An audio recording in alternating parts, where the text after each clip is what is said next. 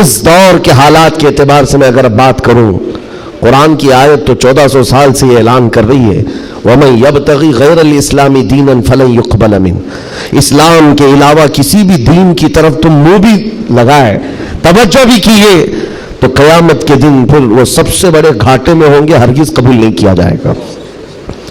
میں بات یہاں سے شروع کرتا ہوں کہ آج لوگوں نے اس کو ہلکے میں لینا شروع کر دیا، چاپلوسی کرتے کرتے، خوشامد دوسروں کی واہواہی حاصل کرنے کے لیے کبھی پوجا پاٹ میں بھی شریک ہو گئے، کبھی ان کی رضا حاصل کرنے کے لیے ان کی محفل میں بھی بیٹھ گئے، اللہ اس کے رسول کو چھوڑ دیا۔ تمہارے دین میں کمی کس بات کی ہے؟ کتوں کو راضی کرنے کے لیے شیر کبھی کتا نہیں بنتا۔ ایک بات یاد رکھو، رسول پاک صلی اللہ تعالیٰ علیہ وسلم کا جو سپاہی ہے وہ ہر گھڑی ہر میدان میں سپاہی ہے، اسے کس چیز کی کمی ہے؟ کس چیز کی کمی ہے؟ جو عزت ملی ہے وہ نام مصطفیٰ سے ملی ہے۔ ایک صحابی ہیں حضرت نعمان، ایک بادشاہ کے ہاں گئے تھے ایمبیسیڈر بن کر کے، ترجمان حضور کے قاصد بن کر گئے تھے، بہت دور ملک تھا، میرے آقا مدینے میں ہیں، لیکن جانتے ہو اس بادشاہ نے آپ کے آنے کے لیے ریشم کا قالین بچھایا، سونے کی کرسی لگائی، لیکن وہ صحابی رسول جیسی آئے اپنی تلوار سے انہوں نے ریشم کے قالین کو پھاڑ دیا، زمین پر چلنے لگے، اور کرسی جب سونے کی کلائی کی ہوئی کرسی بچھائی گئی ان کے لیے، بادشاہ نے بہت عزت دیا کہ محمد عربی کا قاصد آیا ہے، سفیر آیا ہے، لیکن انہوں نے کرسی کو بھی ٹھکرا دیا، کہا مجھے دوسری کرسی لاؤ۔ کیوں؟ صرف اس لیے اس بادشاہ نے پوچھا کہ اتنا زیادہ غرور ہے عرب والوں میں، اتنا زیادہ ایٹیٹیوڈ ہے محمد عربی کے غلاموں میں، ان کے سفیروں میں؟ صحابی رسول نے کہا نہیں، نہ یہ غرور ہے نہ یہ تکبر ہے، میرے آقا صلی اللہ تعالیٰ علیہ وسلم نے فرمایا ریشم کا استعمال مرد کے لیے حرام ہے، سونے کا استعمال مرد کے لیے حرام ہے، تو میں مدینے میں رہوں تب بھی غلام ہوں، دنیا میں کہیں پر رہوں تب بھی میں غلام ہوں۔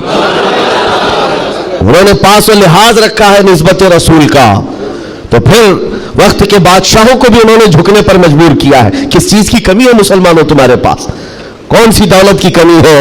سب سے بڑی دولت تو تمہارے پاس یہ ہے، آج تک ایک بہت بڑی بات میں بتاؤں آپ کو، یہ آپ کی مسجد کے امام ہیں، محبت چاہے جتنی بھی کرتے ہو آپ ان سے، عقیدت جتنی بھی کرتے ہو، ایک دن ان سے کہہ دینا مولانا عبد الکریم اپنے باپ کا نام لے کر لوگوں کو رکوع میں جھکا کے دکھائے،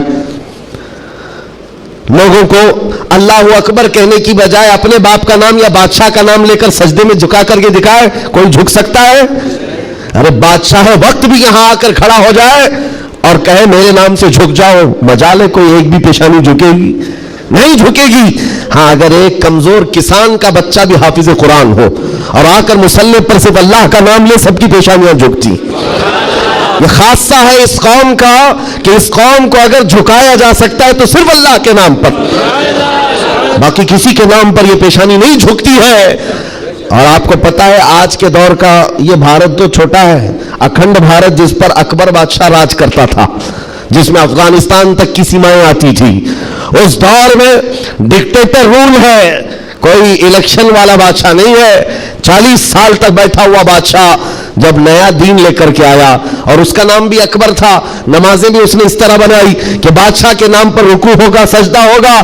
میرے عزیزو، ایسا تمکنت اور ایسے جلال والا بادشاہ، لاکھوں کی فوج ہے اس کے پاس، بڑے بڑے راجے مہاراجے آنکھ نہیں ملا سکتے تھے، لیکن جب اس نے یہ کہا کہ عبادت میں بادشاہ کے نام پر جھکنا ہوگا، صرف 25 سال کی عمر کا مجدد الف ثانی کھڑا ہو گیا، کہا نہیں یہ پیشانی جھکے گی تو صرف اللہ کے نام پر۔ حد ہو گئی میرے عزیزو، بادشاہ وقت جس کے پاس سارا جبر طاقت ہے نہیں جھکا سکا، اور جھکانے کے لیے اس نے ایک بار کیا کیا، دربار میں اتنا چھوٹا سا دروازہ بنایا کہ آنے والا جھک کر کے آئے، جو بھی دربار میں آئے وہ جھک کر، سیدھا آ نہیں سکتا تھا، اتنی چوکھٹ چھوٹی بنا دی۔ مجدد صاحب رحمۃ اللہ تعالیٰ علیہ کو بلایا گیا تھا دربار میں کہ یوں تو یہ جھکتا نہیں، لیکن دربار میں آنا ہے تو کیسے آئے گا؟ جب وہ قریب پہنچے دیکھا کہ اتنی چھوٹی چوکھٹ بنی ہوئی ہے اور یہاں جانے کے لیے رکوع کی حالت میں جانا پڑتا ہے۔ وہ اللہ رب العزت کا ایسا بندہ، رسول پاک کا سپاہی، اپنے دین کا محافظ، دیکھتا ہے جانا ہے ٹھیک ہے جائیں گے، لیکن جس وقت داخل ہونا تھا وہ نہ جھکے، نہ ہی رکوع کیا، نہ ہی پیشانی جھکائی، پہلے پیر اندر ڈال دیا، پیر اندر ڈال دیا۔ جیسے سامنے لوگوں نے دیکھا کہ لوگ پیشانی پہلے اندر ڈال کر کے آتے تھے، اور یہ عالم دین ہے کہ پیر اندر ڈال کر کے آ رہا ہے. یہاں جیسی آئے تو لوگوں نے یہ اعلان کیا کہ بادشاہ کی بڑی توہین ہوئی, بادشاہ کی بڑی توہین ہوئی. پاؤں دکھا کر کے آ رہا ہے یہ مولوی, قدم دکھا کر کے آ رہا ہے.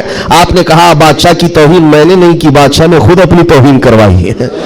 اسے خود پیر پسند تھے اس لیے دروازہ چھوٹا کیا. عزیزان گرامی وقار, تمہارے پاس کس چیز کی کمی ہے؟ اللہ تعالیٰ نے یہ خصوصیت عطا کی ہے, یہ پیشانی کبھی کسی غیر کے سامنے نہیں جھکتی ہے, نہیں جھکتی ہے. کروڑوں کے سامنے تھوڑے طاقت و قوت کی پوجا کرنے والی یہ قوم نہیں ہے. آج ان کے پاس طاقت آئی تو ان کی پوجا کریں گے, ان کے پاس آئی تو ان کی پوجا کریں گے. قوم مسلم صرف اور صرف اللہ وحدہ لا شریک کی عبادت کرتی ہے. ہم رسول پاک سے بے پناہ محبت کرتے ہیں لیکن عبادت نہیں کرتے رسول کی بھی. حضور پاک صلی اللہ علیہ وسلم کے دربار میں بھی عبادت نہیں کرتے, تعظیم ہے, عبادت صرف اللہ کی کرتے ہیں. یہ خاصہ کم ہے, اسی بات سے تو پوری دنیا کو کڑن ہے اور جلن ہے کہ یہ دنیا میں ایک واحد قوم ایسی ہے. مجھے بتاؤ, ان سب کو جھکنے کے لیے مورتیاں دیکھنا پڑتا ہے.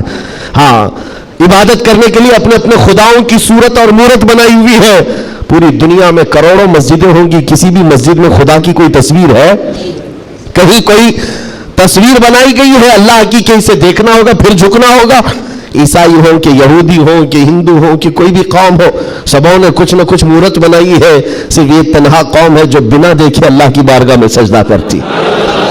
یؤمنون بالغیب, اللہ نے تعریف میں فرمایا ہے یہ غیب پر ایمان لانے والی جماعت ہے, اور جس کا ایمان ہی اتنا مضبوط ہے خدا کو دیکھا کبھی نہیں اور جھکتے ہیں.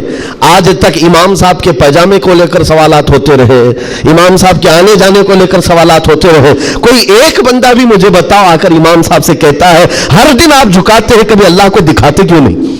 کوئی نہیں پوچھتا. ہر ایک کو پتا ہے ہمارا ایمان ہی ہے غیب پر ایمان لانے والی قوم. عزیزان گرامی وقار, اب میں آگے بات کرتا ہوں. جب اتنی خصوصیات تمہارے پاس ہے تو پھر اگر چہرہ کسی اور کی طرف جائے تو میں سمجھتا ہوں دنیا کا بدترین آدمی ہے, بد نصیب آدمی ہے, جس کو اللہ نے سب سے بڑی نعمت دی تھی اور وہ ٹھکرا کر کے دوسروں کی جھولی میں چلا گیا. اسی لیے قرآن کہتا ہے وَمَن يَبْتَغِ غَيْرَ الْإِسْلَامِ دِينًا فَلَن يُقْبَلَ مِنْهُ, جو اسلام کے علاوہ کسی دوسرے دین کی طرف پھر گیا قیامت کے دن ہرگز اسے قبول نہیں کیا جائے گا. وَهُوَ فِي الْآخِرَةِ مِنَ الْخَاسِرِينَ, وہ آخرت میں بہت بڑے گھاٹے میں ہوگا. میں ایک مثال دیتا ہوں آپ کو. ایک جو گھٹنا گھٹی ہے, ایک حادثہ, مکہ مکرمہ کا ایک حادثہ جو لکھا ہوا ہے کتابوں میں. قبرستان میں ایک, وہاں پر جب کسی کا انتقال ہوا, ایک صاحب ہے وہ حاجی ہیں, وہ کہتے ہیں کہ جب قبرستان میں ہم گئے تو دفن کرنے کے لیے قبر میں قبرستان کی ساری چیزیں بھری ہوئی تھی, تو لوگوں نے ایک قبر بتائی. ایک حاجی صاحب کا انتقال ہوا تھا, کہا کہ ان کو اسی قبر میں دفن کرنا ہے. لوگوں نے کہا یہاں ایک عالم دین کی قبر ہے. اب مکہ مکرمہ کے قبر ایسے ہیں کہ 6 مہینے سال بھر کے بعد کھل جاتے ہیں, اور ممبئی والوں کو سمجھانے کے لیے آسان بھی ہے کہ یہاں پہ بھی کھول دی جاتی ہیں, جگہ کی قلت ہے. تو جب دفن کرنے کے لیے اس عالم دین کی قبر کھولی گئی تو وہاں وہ عالم دین نہیں ہوا, ایک جوان لڑکی سوئی ہوئی ہے, ایک نوجوان لڑکی ہے. تو جو جنازے میں آئے ہوئے تھے انہوں نے, ایک حاجی نے کہا میں تو اس لڑکی کو پہچانتا ہوں, یہ عرب کی نہیں ہے, مکہ کی نہیں, یہ فرانس کی رہنے والی اور کرسچن لڑکی ہے, یہ عیسائی لڑکی ہے. کہا یہ کیسے ہو سکتا ہے, ناممکن ہے. گھر سارے لوگوں کو جو خبر تھی وہ ایک اچھے عالم دین کی قبر تھی, یہاں ایک دوسری لڑکی کیسے دفن ہے؟ تو یہ ہنگامہ ہوا, بات پھیل گئی. اس کے بعد تحقیق کرنے لگے, جو علماء تک بات گئی تو علماء نے کہا کہ اگر یہ جو بندہ کہہ رہا ہے کہ یہ فرانس کی رہنے والی, یورپ کی رہنے والی لڑکی یہاں پر ہے, تو معلوم کرتے ہیں کہ وہاں حقیقت میں یہ لڑکی, اس کی شکل, تو کچھ لوگ ایک وفد کی شکل میں یورپ گئے ہیں اس حاجی صاحب کے ساتھ جنہوں نے یہ پتہ بتایا تھا یہ لڑکی کو میں جانتا ہوں. جا کر کے اس کے گھر معلوم کیا کہ کیا تمہارے گھر میں فلاں فلاں شکل کی یہ لڑکی تھی؟ کہا ہاں, انتقال ہوا تھا, چند ہی مہینے ہوئے انتقال ہوا ہے. کہا کیا کیا تم نے؟ کہا ہم عیسائی رسم و رواج کے اعتبار سے اپنے قبرستان میں دفن کیا ہے, ہم کرسچن ہیں, عیسائی رسم و رواج سے ہم نے دفن کیا. تو جو گیا تھا وفد, اس نے پوچھا کہ کچھ اس کی عجیب چیزیں تھی؟ تو لوگوں نے کہا کہ ہاں ایک چیز تھی, ہمیں اندازہ ہو گیا تھا کہ وہ اسلام لا چکی تھی, ہم نے اس کو مارا توڑا بہت کچھ کیا ہے. تو تو پھر یہ بات خبر پھیلی اس لڑکی کے اسلام لانے کی، تو مقامی علماء کو پوچھا گیا. ایک عالم دین نے کہا ہاں وہ لڑکی دل و جان سے اسلام کو قبول کرتی تھی اور پیارے حبیب صلی اللہ علیہ وسلم سے بے پناہ محبت کرتی تھی، اور گھر والوں کے ظلم و ستم کو سہ نہ سکی، جان دے گئی اور مر گئی. لیکن ہم مجبور تھے، گھر والوں سے ہم کچھ نہیں کر سکتے تھے. لیکن اس لڑکی نے ایک مرتبہ کہا تھا کہ میرے مرنے کے بعد میرے آخری رسم و رواج اسلام کے مطابق ہو. ہم نہیں کر سکے کیونکہ خفیہ طور پر وہ مسلمان تھی، ہم ایکشن نہیں لے سکتے تھے، اور ہمیں اس بات کا افسوس ہے کہ اسے عیسائی قبرستان میں دفن کر دیا گیا. سنو حیرت کی بات ہے، لوگ ایک بہت عجیب اچنبے میں پڑتے جا رہے ہیں، نئی نئی باتیں کھلتی جا رہی.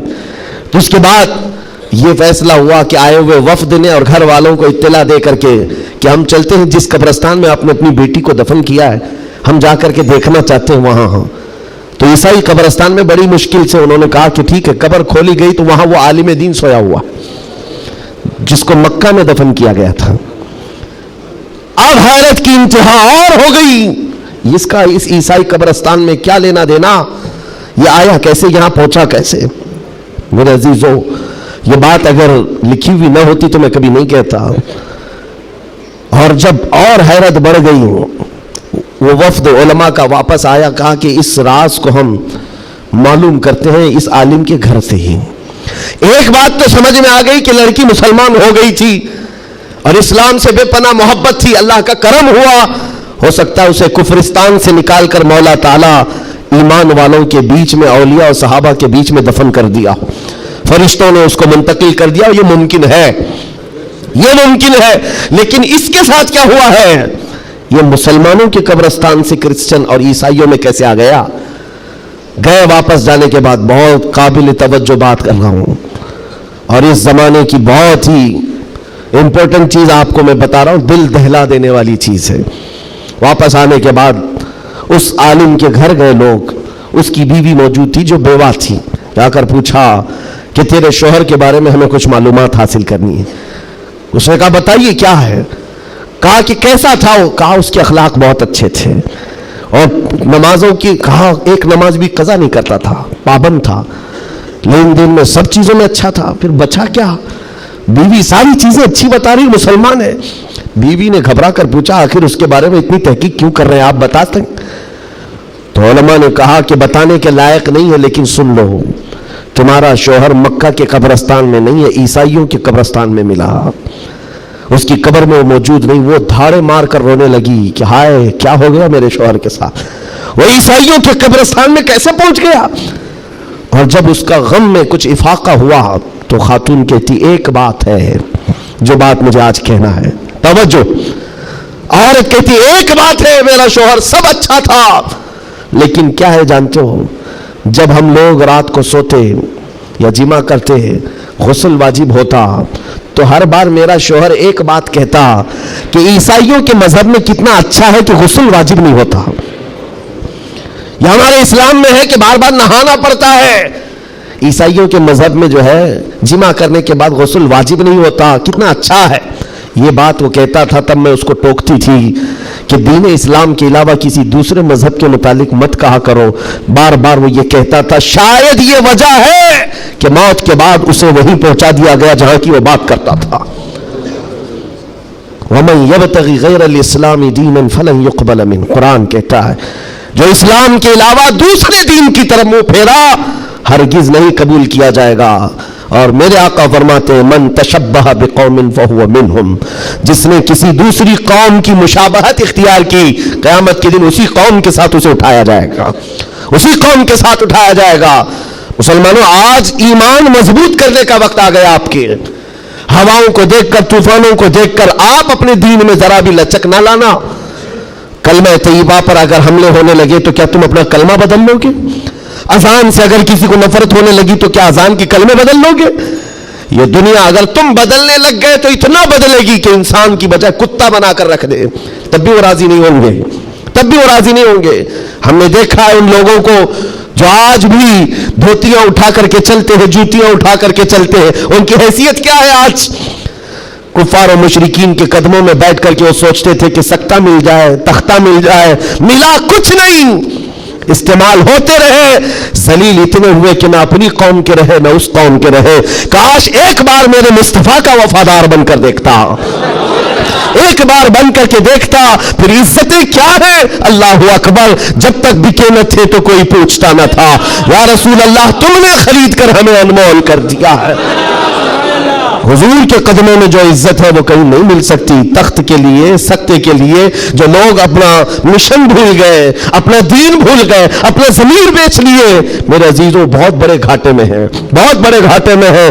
زندگی میں ایک بات یاد رکھو، اسی لیے میں نے اسی حدیث سے یہ بات شروع کی. اللہ کے نبی فرماتے ہیں کفر کی طرف پلٹنے کو اتنا ناپسند کرتا ہو جتنا آگ میں ہاتھ ڈالنے کو ناپسند کرتا ہو. آگ میں ہاتھ ڈالنے کو ناپسند کرتا ہو، اتنا سخت و ناپسند کرتا ہو، تب جا کر کے اس کو ایمان کی لذت ملے گی، ایمان کی حلاوت ملے گی. آج اپنے بچوں کو بھی یہ نصیحت کرو، کفر کی آندھیاں چلی ہوئی ہیں. تمہارے بچوں کو اسکولوں میں کب کافر بنا دیا جاتا ہے پتہ ہی نہیں چلتا. کب تمہیں کون سے بھجن سکھائے جائیں، کون سے گیت سنائے جائیں جس کی وجہ سے بندہ کافر بن جاتا ہے، اسلام سے اس کا تعلق ہی ختم ہو جاتا ہے. اپنے بچوں کو اس بات کی تو تلقین کر کے جاؤ، بیٹا ہر چیز قربان کی جا سکتی ہے لیکن ایمان کا سودا نہیں ہوتا، ایمان کا سودا نہیں ہوتا. ایمان یہ اللہ تعالیٰ کی طرف سے دی ہوئی ایسی بڑی نعمت ہے. کروڑوں ہیں دنیا میں مگر مولا نے تمہیں چنا ہے دین اسلام کے لیے، اور اس میں بھی مسلمانوں نے بھی اللہ کا کتنا بڑا احسان ہے. ہزاروں فرقے ہیں لیکن عاشقوں میں تمہیں چنا گیا ہے. ہاں، حضور کی محبت کرنے والے سپاہیوں میں تمہارا نام آتا ہے. اپنے تو اپنے غیر بھی آج کہتے ہیں کہ سب سے زیادہ اپنے نبی کو پکارنے والی کوئی قوم ہے تو اہل سنت و جماعت ہے. کیوں نہیں ہے؟ کہاں سے یہ نعرے لگتے ہیں لبیک یا رسول اللہ؟ وہ گوفے سے نہیں نکلتے اور وہ چندہ خور مولویوں سے نہیں نکلتے جو انگریزوں کے پالے ہوئے ہیں. یہ نعرے لگتے ہیں تو بریلی کے تاجدار کے قدموں سے ہیں. جو وابستہ ہے عاشقوں کی جماعت ہے وہی سے. دنیا کو یہ اچھی طرح سے معلوم ہے اپنے نبی سے سب سے زیادہ وابستہ کوئی قوم ہے اس روئے زمین پر تو اہل سنت و جماعت ہے، اہل سنت و جماعت ہے. اس چیز کا سودا کبھی ہونے مت دینا ہے میرے عزیزو، اس چیز کا سودا ہونے مت دینا. لوگ یہ کہتے ہیں سیکولر بن کر کے جینا چاہیے، یہ بھی اچھا وہ بھی اچھا. میں کہتا ہوں وہ تو منافق ہے. پھر سیکولر کا مطلب منافق ہے، دل میں کچھ اور رکھتا ہے سامنے کچھ اور دکھاتا ہے. اسلام میں یہ سیکولرزم نہیں ہے. اسلام یہ کہتا ہے لا اعبد ما تعبدون، میں اس کی عبادت نہیں کرتا جس کی تم کرتے ہو. جانتے ہو میرے آقا صلی اللہ تعالیٰ علیہ وسلم نے 2 ٹوک جملوں میں کہا تھا. ایسا نہیں ہے کہ مصلحت میرے آقا سے زیادہ کون جانتا ہے. آج لوگ یہ کہتے ہیں کہ سب حالات بنائے رکھنے کے لیے ہمیں کرنا پڑتا ہے، حالات بنائے رکھنے کے لیے تمہیں کرنا پڑتا ہے. یہ کیسی بات ہوئی؟ یہ وہ لوگ ہیں جو حالات بنائے رکھنے کے لیے اپنی ماں اور بہنوں کی عزت بھی داؤ پر لگا دیں گے. جب درندہ کوئی ڈاکو اس کو خوش کرنا ہو تو کیا تم اپنی عورتوں کا سودا کر سکتے ہو؟ غیرت مر گئی ہوگی ایسے بندے کی. حضور پاک کے پاس مشرکین آئے. یہ آپ کو میں بتا دیتا ہوں، قل یا ایھا الکافرون لا اعبد ما تعبدون. یہ سورہ پڑھتے ہیں کہ نہیں پڑھتے نماز؟ کب نازل ہوئی تھی آپ کو بتا دوں، یہ سورہ کب نازل ہوئی؟ حضور پاک صلی اللہ علیہ وسلم کے پاس مشرکین مکہ آئے اور کہا اے محمد صلی اللہ علیہ وسلم ایک کام کریں، آپ ہمارے خداؤں کو برا بلا مت کہیے، ہم آپ کے دین میں آ جائیں گے، اسلام پر ہم بھی تھوڑا تھوڑا عمل کریں گے، لیکن جن کی ہم پوجا کرتے ہیں نا، عبادت کرتے ہیں، ان کو کچھ مت کہیے. حضور پاک نے فرمایا جو شرک ہے میں اس کو شرک کہوں گا. اللہ کے سوا کوئی دوسرے کی عبادت ہے ہی نہیں، اور اس بات کا میں اعلان کروں گا حضور آئے ہی ہیں شرک کو ختم کرنے. حضور نے فرمایا یہ نہیں ہو سکتا. تو پھر آپشن دوسرا مشرکین کی طرف سے کہا ایک کام کرتے ہیں، 1 سال آپ ہمارے خداؤں کی عبادت کریں، 1 سال ہم آپ کے خدا کی عبادت کریں گے. ہاں، آدھا آدھا کریں گے. آج بہت سارے لوگ اگر یہ کرنے کی کوشش کر رہے ہیں تو سن لیں، آدھا آدھا کریں گے. ہم بھی آپ کے یہاں جائیں گے، آپ بھی ہمارے یہاں آئیں گے. حضور پاک صلی اللہ تعالیٰ علیہ وسلم نے فرمایا ہرگز نہیں ہو سکتا. تم چاند اور سورج میرے ہاتھ میں لا کر رکھ دو، میں اس کی عبادت نہیں کرتا جس کی تم کرتے ہو. میں پالنہار حقیقی کی عبادت کرتا ہوں. آخری آپشن جانتے ہو کیا کیا تھا، کیا دیا تھا انہیں؟ مشرکین نے کہا چلو محمد صلی اللہ علیہ وسلم آپ یہ بھی نہیں مانتے وہ بھی نہیں مانتے تو کم سے کم اتنا کرو کہ صرف اور صرف ہمارے خداؤں پر ایک بار ہاتھ رکھ دو، بس چھو کر کے چلے جاؤ. نبی پاک صلی اللہ علیہ وسلم سے صرف اتنا تقاضا تھا ان کا کہ آپ ہاتھ لگا کر چلے جائیں. یہاں تو سر جھکانے والے بھی موجود ہیں. ہاتھ لگا کر چلے جائیں. نبی پاک صلی اللہ علیہ وسلم جلال میں کا ہاتھ لگانے کی بات، بلکہ میں تو نظر بھی اٹھا کر نہ دیکھوں، نظر بھی اٹھا کر نہ دیکھوں. تب اللہ تعالیٰ نے پوری سورہ نازل فرمائی، قل یا ایھا الکافرون لا اعبد ما تعبدون. اے محبوب آپ فرما دے اے کافروں میں اس کی عبادت نہیں کرتا جس کی تم عبادت کرتے ہو. یہ دو ٹوک جملوں میں کہا گیا ہے. اور حالات ایسے بھی ہوئے میرے عزیزوں، چمتکار کو لوگ آج کہتے ہیں نا، جو بھی چمتکار ہوگا اس کی پوجا ہوتی ہے، عجیب و غریب چیز دکھے تو لوگ اس کو ایک افواہ کے شکل میں ایسا بناتے ہیں جیسے اس کا عقیدہ بن جائے.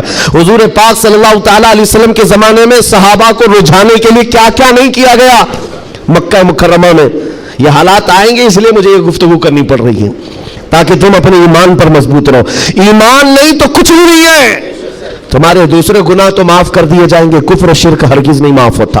ان اللہ لا یغفر ان یشرک بہ ویغفر ما دون ذلک لمن یشاء. رب تعالیٰ فرماتا ہے شرک کو اللہ ہرگز معاف نہیں کرے گا، اس کے علاوہ جو بھی ہے اللہ معاف فرمائے گا.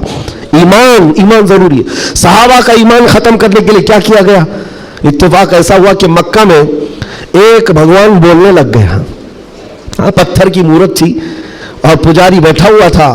اچانک پتھر جو ہے بات کرنے لگ گیا اور بات کر رہا ہے. ظاہر سی بات ہے یہ عجیب و غریب چیز ہے نا، یہ اس دور میں ہے. ہاں اس دور میں مٹی سے بنائے ہوئے ان کے معبود نہیں ہوتے تھے، وہ پتھر کو تراش کر کے بناتے تھے. اور میں کہہ رہا ہوں حقیقت میں بول رہا تھا، ایسے نہیں ہے کہ ادھر سے دودھ پلا رہا ہو ادھر سے پانی نکل رہا ہو، وہ والا سسٹم نہیں ہے، بلکہ حقیقت میں پتھر بات کر رہا تھا. تب اور بات کر بھی کیا رہا ہے، حضور پاک صلی اللہ تعالیٰ علیہ وسلم کو جھوٹا کہہ رہا ہے. نعوذ باللہ، معاذ اللہ رب العالمین. حضور کی شان میں گستاخی کر رہا پتھر. اب تو وارے نہیں آ رہے ان کی خوشیوں سے اچھل کود پر کہ دیکھو اب ہمارا خدا بولنے لگ گیا. سب سے بڑی دلیل ہے لوگوں کو بلانے لگ گئے. واقعی بول رہا تھا. لوگ چمتکار دیکھتے ہیں تو سر جھکا لیتے ہیں، ارے حقیقت ہے پتھر بول رہا ہے، پتھر بول رہا ہے. سب آئے جمع ہونے لگے. مکہ کا ایک بڑا جمع غفیر تھا تو صحابہ کو بھی بلایا گیا. دیکھو آؤ ہمارے خداؤں کو جھٹلاتے ہو، بات کر رہا ہے خدا، اور تم جس نبی کی بات کرتے ہو اس نبی کو جھٹلا رہا ہے. یہ حقیقت میں خدا ہے. تم کہتے تھے نا کچھ نہیں کر سکتا، بول رہا ہے. صحابہ گئے. اب ان کے پاس کیا تھی؟ صحابہ دیکھ کر آئے حضور کی بارگاہ میں، کہا یا رسول اللہ صلی اللہ علیہ وسلم. غضب ہو گیا، ان کا خدا تو بول رہا ہے. حضور نے اس پر کوئی زیادہ ری ایکشن نہیں دیا. کہا کیا بول رہا ہے؟ کہا یا رسول اللہ سننے کے لائق نہیں، آپ کی شان میں گستاخیاں کہہ رہا ہے، جملے بک رہا ہے. کہا کون؟ پتھر. حضور نے فرمایا ہاں. حضور نے پوچھا پتھر؟ صحابہ نے کہا ہاں یا رسول اللہ. حضور نے فرمایا چلو ہم بھی سنتے ہیں، ہم بھی چلتے ہیں، جا کر دیکھیں گے. نبی پاک صلی اللہ تعالیٰ علیہ وسلم تشریف لائے صحابہ کے ساتھ. صحابہ اکرام رضوان اللہ تعالیٰ علیہ مجمعین بھی ساتھ میں ہیں. جب نبی کریم صلی اللہ تعالیٰ علیہ وسلم وہاں قریب پہنچے تو وہ جو بت بول رہا تھا، بعد میں کر لے سکتے نا، جب وہاں پر حضور اکرم صلی اللہ تعالیٰ علیہ وسلم پہنچتے ہیں تو دیکھا وہ بت خاموش ہو گیا، اب نہیں بول رہا ہے، چپ ہو گیا ہے. حضور آتے ہیں پجاری سے پوچھتے ہیں، بہت اعلان کر رہے تھے، کہاں ہے؟ کیا بول رہا تھا؟ کہا بول تو رہا تھا، صبح سے بول رہا تھا، ابھی چپ ہو گیا. حضور پاک نے فرمایا میں بھی سننے کے لیے آیا ہوں. اب وہ پاؤں میں گر پڑا پجاری، کس کے؟ خدا کے. ارے ہمارے خدا بول تو دو ایک بار، جو صبح سے بول رہے تھے دوبارہ بولو، صبح سے بول رہے تھے دوبارہ بولو. کیونکہ اب ذلت تھی، اب چپ ہو گئے، اب نہیں بول رہا ہے. لوگ جو کھڑے تھے وہ بھی گواہی دے رہے نہیں سچ میں بول رہا تھا، ہم نے بھی سنا، ہم نے بھی سنا. حضور پاک صلی اللہ تعالیٰ علیہ وسلم نے اس پجاری کو ہٹایا اور کہا ہٹو، میں پوچھتا ہوں کیا بول رہا تھا.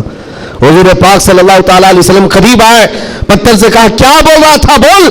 پتھر بولنے لگا اشہد ان لا الہ الا اللہ واشہد ان محمدًا عبدہ ورسولہ. گواہی دیتا ہوں کہ اللہ کے سوا کوئی معبود نہیں، گواہی دیتا ہوں کہ محمد اللہ کے رسول ہیں صلی اللہ علیہ وسلم. میرے آقا نے فرمایا یہی بول رہا تھا. اب تو اوندھے منہ گر گئے نیچے. کہا یہ نہیں بول رہا تھا. لیکن اب حضور پاک صلی اللہ تعالیٰ علیہ وسلم نے پوچھا بتاؤ کیا اس کی اس بات پر ایمان لاتے ہو، جو یہ کہہ رہا ہے اس پر ایمان لاتے ہو؟ پجاریوں نے اعلان کیا اور واویلا مچا، نہیں محمد نے جادو کر دیا، सल्लल्लाहु अलैहि वसल्लम। नाउज़ बिल्लाह, जब बात ना बन पड़े, कैसा खुदा है जिस पर भी जादू चलता है। खुदा के ऊपर भी जादू चल गया है तो फिर बाकी बचा क्या है। हुजूर पाक सल्लल्लाहु ताला अलैहि वसल्लम वापस तशरीफ लाए। ऐसा हो सकता है। अब आपको मैं बताता हूं हकीकत क्या है। अगर तुम्हारी जिंदगी में कभी कोई बोलने लग जाए तो ईमान से हाथ मत धोना। हाँ, कोई झाड़ भी बोलने लग जाए, दरख्त बोल ले, पत्थर बोलने लग जाए, तो तुम्हें पहले से मैं बता रहा हूं ईमान से हाथ मत धोना।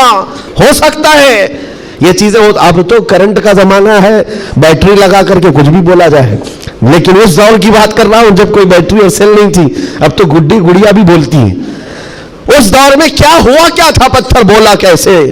नबी पाक सल्लल्लाहु ताला अलैहि वसल्लम वापस तशरीफ ले जा रहे थे। बीच रास्ते में मेरे आका खड़े हो गए। एक साहब आए जंगल की तरफ से, उनके हाथों में तलवार थी, खून था। नबी पाक सल्लल्लाहु अलैहि वसल्लम उनसे गुफ्तगू करते रहे, फिर वो अचानक गायब हो गए। पूछा साहबा ने कौन थे। हुजूर फरमाते हैं वो जिन्नात में से मेरे एक सहाबी हैं, जिन्नात में ईमान लाए हुए। हुजूर से पूछा साहबा ने क्या मामला है। कहा उस मेरे सहाबी ने खबर दी कि एक मुशरिक और काफिर जिन था जो पत्थर में जाकर के बोल रहा था। पत्थर में जाकर वो बोल रहा था, जिन की आवाज थी और काफिरों को लुभा रहा था, आपके खिलाफ बोल रहा था। और हमें ये खबर मिली, हम अपने मोहल्ले में बैठे थे, जिन्नात के भी मोहल्ले हैं, आबादियां हैं, सब हैं। वो जिन साहबी कहते मुझे खबर मिली कि एक गुस्ताख, एक काफिर पत्थर में घुसकर आपके खिलाफ बोल रहा है। उसी वक्त में तलवार लेकर के निकला और जिस वक्त आया तो इत्तेफाक था कि आप भी वहां पर तशरीफ लाए हुए थे। मैं उस आपके आने से पहले उसका कत्ल कर चुका था। और जब आपने फरमाया पत्थर को बोल, क्या बोल रहा था, तब मैंने कहा था अशहदु अल्ला इलाहा इल्लल्लाह।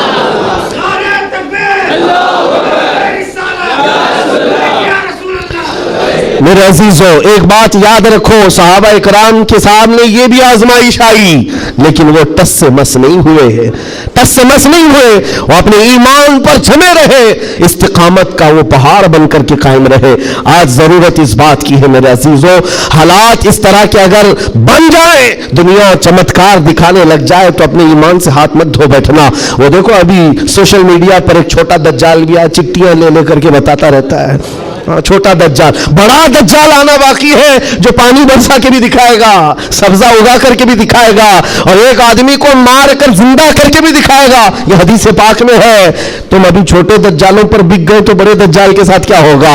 इसलिए आज जमे रहो। अरे चिट्ठियां ये तो बहुत पुरानी बात है, फेंको पीठ पीछे, कहो हमें हमारे नबी ने बड़े दज्जाल के लिए भी पहले से तैयार फरमाया। हम ईमान रखते हैं अल्लाह की जात पर, हम ईमान रखते हैं अल्लाह की जात पर कि मौत हयात का मालिक सिर्फ रब्बे जुल जलाल है।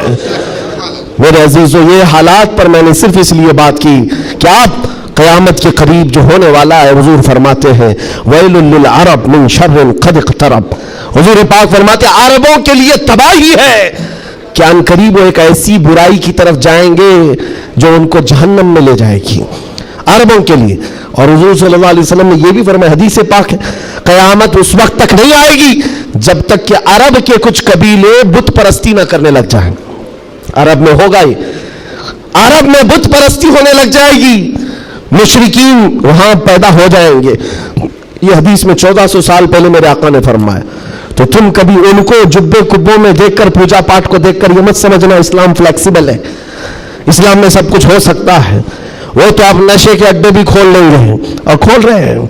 शराब पर से पाबंदी हटा करके सऊदी अरब में अब शराब बेचने पर भी बात आ गई। औरतों का हिजाब खत्म है, मुशरिकीन का दाखिला ममनू था, लेकिन अब मदीना रसूल में भी मुशरिकीन का आना और इसकी इजाजत दे दी गई है। ये सारी क़यामत के करीब के हालात जो हुजूर ने पहले बयान फरमाए। मेरे आका ने फरमाया है ये अरब उस बुराई की तरफ जा रहे हैं जो उनको जहन्नम में ले जाने वाली है, और क़यामत से पहले ये होगा। लेकिन उनके ये सारे कारनामे हमारे लिए दलील नहीं है। हरम मक्का का इमाम क्या करता है ये हमारे लिए दलील नहीं, सिद्दीक़ अकबर क्या कहता था वो हमारे लिए दलील है। फारूक आजम क्या कहता था वो दलील है, उस्मान गनी और हैदर कर्रार क्या कहते थे वो दलील है। ये बिके हुए लोग अगर मिंबर पर चढ़ गए तो इनके खदो खाल देख करके तुम मत बिगड़ जाना। यहां से हालात ऐसे हो सकते हैं, खाने काबा के मिंबर पर खड़े होने वाला इमाम भी इजराइल की फतह के लिए दुआ कर सकता है, ये ईमान बेचे हुए लोग आ सकते हैं। इसलिए कि यजीद का दौर भी आया है, करामता का दौर भी आया है, बातिल कुव्वतों का दौर भी आया है जब उन्होंने काबे की इमामत की है। लेकिन अहले सुन्नत व जमात हमेशा इस बात पर कायम रहे हैं, इन लोगों से हमारा दीन नहीं चलता, अल्लाह और उसके रसूल की हक्कानियत और कुरान से हमारा दीन चलता। और एक बात आखिरी, इस्लाम अपना दिफा खुद करता है, इस्लाम अपना डिफेंस खुद करता है।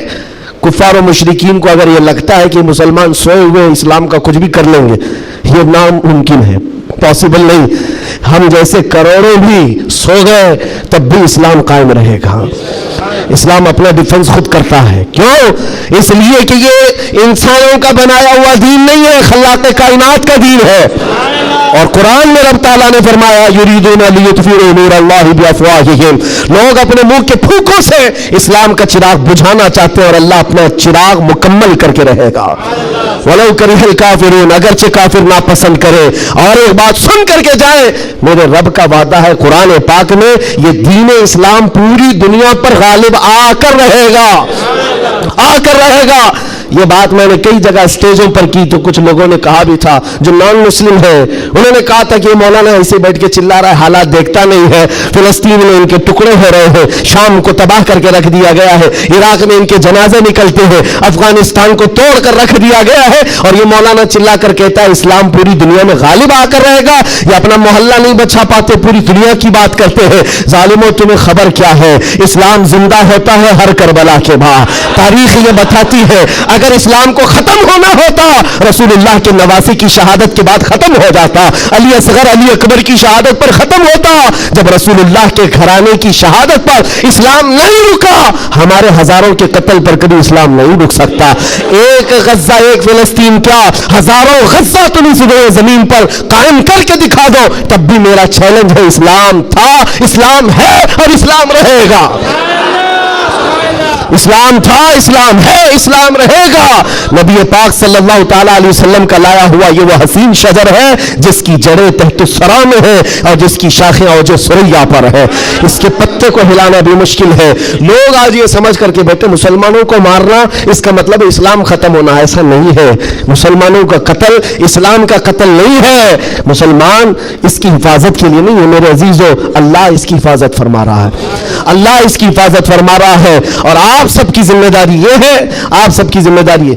एक सवाल का जवाब और भी, किसी के ज़हन में ये चीज आता है, ये सवाल आता है तो उसके इत्मीनान के लिए कह रहा हूं, बार बार ये कहते हैं अच्छा आपका दीन हक पर है, आपका खुदा हक है, आपका रसूल हक है, तो इतने मारे क्यों जाते हैं तुम लोग? ये सवाल करते हैं कुछ गिदड़ भपकी लोग, ऐसे सवाल करें क्यों तुम लोग सब जगह मारे जाते हो? उनको एक ही बात कहना, मेरे अजीज तुझे पता नहीं है हम परवाने हैं, मरने के लिए ही पैदा होते हैं। परवाना किस काम के लिए होता है? शम्मा के इर्द गिर्द घूमता है और अपनी जान दे देता है, और अगर जान नहीं देता तो उसे परवाना भी नहीं कहा जाता। पूरे मुसलमान मुस्तफा करीम के परवाने हैं। तू शम्मे रिसालत है, आलम तेरा परवाना, तू शम्मे रिसालत है या रसूल अल्लाह, आलम तेरा परवाना।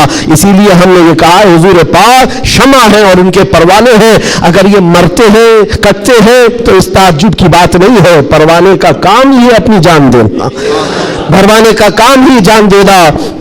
वक्त खत्म हो गया, ये जुमा का वक्त है, मैं किस लय में बह गया मुझे अंदाजा भी नहीं हुआ। दो सहाबा की बात कहता हूं, अब्दुल्ला बिन जहश और साद इब्न अबी वक्कास।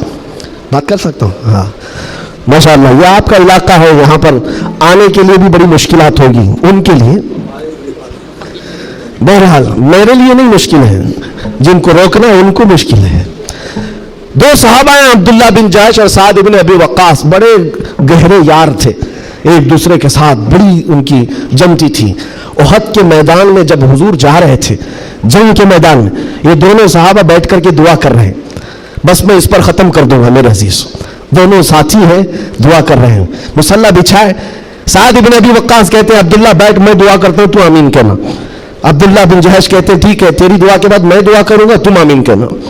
دوسرے دن جنگ ہے, سعد بن ابی وقاص دعا کرتے ہیں اللہ کل تیرے رسول کے دین کی حمایت کے لیے میں اتروں گا, تیرے نبی کے دین کی حمایت کے لیے ان کی صفوں میں جاؤں گا. مولا میری اتنی دعا ہے میرا سامنا کسی ایسے بڑے پہلوان سے کر, میرا سامنا دشمنوں کے ایسے بڑے پہلوان سے کر جو سب سے بڑا پہلوان ہو. اور خواہش تو دیکھو دعا میں کیا کہہ رہے ہیں سعد بن ابی وقاص, اے اللہ میں چاہتا ہوں کبھی اس کو سامنے سے ماروں, کبھی دائیں سے ماروں, کبھی بائیں سے ماروں, کبھی پیچھے سے, اور اس کے بعد گرا دوں اور سینے پر چڑھ کر کہوں لبیک یا رسول اللہ, یعنی اسلام کا پرچم بلند کرو. یہ ان کی دعا تھی. عبداللہ بن جہش آمین کہہ رہے تھے. اس کے بعد عبداللہ بن جہش کہتے اب میں دعا کرتا ہوں تو آمین کہہ. اللہ اکبر, ان کی دعا کیسی ہے, اللہ اللہ, حدیث میں پڑھتا ہوں میری آنکھیں بھیگ جاتی ہیں. عبداللہ بن جہش کہتے ہیں اے اللہ کل تیرا رسول میدان میں اتر رہا ہے, اور احد کے میدان میں جب میں تیرے دین کی حمایت کے لیے اتروں تو دشمنوں کی طرف میں بڑھ کر چلا جاؤں تیری محبت میں, تیرے نبی کی محبت میں. کبھی کوئی دشمن مجھے سامنے سے مارے, کبھی دائیں سے مارے, کبھی بائیں سے مارے, کبھی پیچھے سے مارے, اور تیرے محبت میں بول رہا, تیرے رسول کی محبت میں ہر جگہ سے زخم کھاؤں اور پھر میں شہید ہو جاؤں اسلام زندہ باد کہتے ہوئے, اسلام کی بلندی کا نعرہ لگاتے ہوئے شہید ہو جاؤں. ایک مارنے کی دعا کر رہا ہے, ایک مرنے کی دعا کر رہا ہے. یہ رسول اللہ کے پروانے ہیں. دوسرے دن میدان جنگ میں جب یہ صحابہ آئے احد کے میدان میں, میرے عزیزو دعا قبول تھی, دعا قبول تھی. سعد بن ابی وقاص جیسی آئے, آپ کے مقابل میں مشرکین کا وہ پہلوان آیا جس کے بارے میں کہا جاتا تھا وہ 1000 لوگوں کی تنہا طاقت رکھتا تھا, وہ مقابل میں آیا. سعد بن ابی وقاص کہتے ہیں میں تو کامیاب ہو گیا, مولا نے میری دعا سن لی اور بڑا پہلوان میرے سامنے بھیجا. اور پھر تیر جب چلاتے تھے اور تلوار چلاتے تھے ان کی دعا کے مطابق ہی اس بڑے پہلوان کو کبھی دائیں سے مارا, کبھی بائیں سے مارا, کبھی سامنے سے مارا. اور سعد بن ابی وقاص کی تلوار اور ان کی تیر کا اندازہ کر سکتے ہو, یہ تنہا صحابی ہے. جب تیر چلاتے تھے میرے آقا پیچھے سے کہتے تھے بیابی انت و امی علمی یا سعد, اے سعد تیر چلا میرے ماں باپ تجھ پر قربان ہو. ساری دنیا کہتی یا رسول اللہ میرے ماں باپ آپ پر قربان, لیکن اللہ کا رسول کہتا ہے اے ساتھ تیر چلا میرے ماں باپ تجھ پر قربان. ہاں پھر تیر کی طاقت کا اندازہ کیا ہوگا, ڈھیر ہو گیا دشمن, ڈھیر ہو گیا بڑا پہلوان, سینے پر چڑھ کر کہا اسلام تھا, اسلام ہے, اسلام رہے گا. میرے عزیز ہوں اس کے بعد جب جنگ کا خاتمہ ہوا شام کے وقت, یہ جنگ شکست میں بدل گئی تھی. پہلے فتح ہوئی پھر شکست ہوئی, 70 صحابہ شہید ہوئے. سعد بن ابی وقاص وہ ڈھونڈتے رہے میرا جگری یار کہاں ہے, عبداللہ بن جہش کہاں ہے, اپنا جگری یار جس کے ساتھ اٹھتے بیٹھتے, جن کے ساتھ بیٹھ کر لمبی باتیں ہوتی تھی. ڈھونڈنے پر نکلے تو کسی نے کہا تمہارا جگری یار تو شہید ہو گیا. حضرت سعد بن ابی وقاص کے دل پر لگی بات, جس کا گہرا دوست انتقال کر جائے اس کی دنیا ادھر سے ادھر ہو جاتی ہے. سعد بن ابی وقاص کہتے ہیں میں دیکھنا چاہتا ہوں میرے جگری یار کو. ڈھونڈتے ہوئے آئے, لوگوں نے کہا عبداللہ بن جہش کو ماننا پڑے گا, ایسا لڑا کہ نرغے میں چلا گیا. سعد بن ابی وقاص پوچھتے کیا ہوا ان کے ساتھ. لوگوں نے روتے ہوئے کہا عبداللہ بن جہش کو لوگ دائیں سے بھی مار رہے تھے, بائیں سے بھی مار رہے تھے, سامنے سے بھی مار رہے تھے, پیچھے سے بھی مار رہے تھے. مارتے مارتے شہید کیا, ان کے جسم کے 80 ٹکڑے کر دیے تھے. 80 ٹکڑے, ان کے ٹکڑوں کو رسی میں پیرو کر کافروں نے ہار بنا کر پہن لیا. حضرت سعد بن ابی وقاص قریب آتے ہیں اور جسم کے ان کے ٹکڑے زمین پر گرے ہوئے تھے, جو گرم گوشت تھا اٹھایا. سعد بن ابی وقاص کہتے عبداللہ تو مجھے چھوڑ کر چلا گیا, لیکن کل رات ہم نے دعا کی تھی, اللہ نے میری دعا بھی قبول کی, تیری دعا بھی قبول کی. سنو اے مسلمانوں, سعد بن ابی وقاص کہتے ہیں میں نے جو دعا کی تھی اللہ نے وہ قبول کیا, بڑا دشمن میرے سامنے لایا, اور تو نے جو دعا کی تھی اللہ نے وہ بھی قبول کیا. مگر قسم رب ذوالجلال کی اے عبداللہ میری دعا سے تیری دعا کئی درجے افضل ہے, اس لیے کہ مارنے کی بات الگ ہے, حضور کی محبت میں مر جانے کا مزہ الگ ہوتا ہے. جان ہے عشق مصطفیٰ روز فضو کرے خدا, جس کو وہ درد کا مزہ نازے دوا اٹھائے کیوں, پھر کے گلی گلی تباہ ٹھوکرے سب کی کھائی کیوں, دل کو جو عقل دے خدا تیری گلی سے جائے کیوں. وآخر دعوانا الحمدللہ رب العالمین. لبیک یا رسول اللہ. حضور میری تو ساری بہار آپ سے ہے.